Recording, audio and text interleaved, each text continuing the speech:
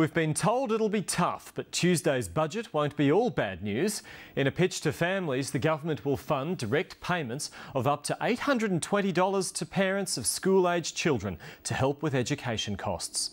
The Prime Minister says it's part of a traditional Labor budget, giving back to those who really need it. But the opposition's labelled it poorly designed compensation for the carbon tax. Here's political reporter Nada Gilmore.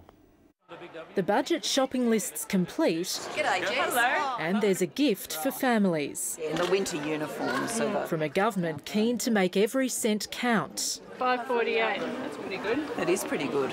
They've hinted at budget pain on Tuesday. Today it was all about gain for families with school-aged children. This is a helping hand for those families because we understand that so many families are under pressure.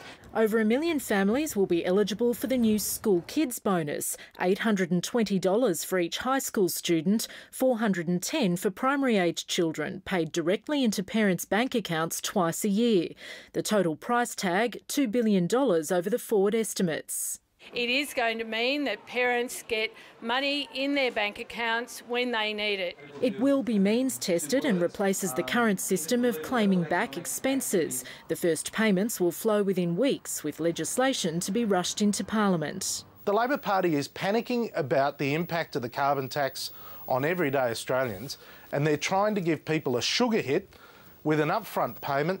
There is more sweet news. Dental care's set for a $500 million boost, including a blitz to reduce public waiting lists.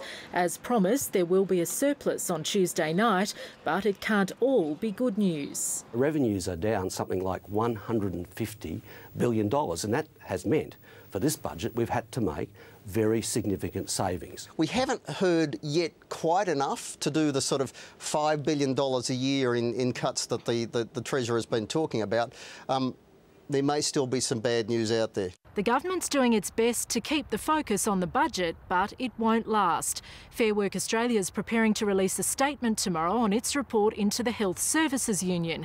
And the major parties are continuing to trade blows over the allegations against Peter Slipper. Not to mention persistent leadership questions. This Prime Minister is as tough as nails, and she ain't going anywhere. See you tomorrow. Hoping for a smooth ride through Budget Week. Nada Gilmore, ABC News, Canberra.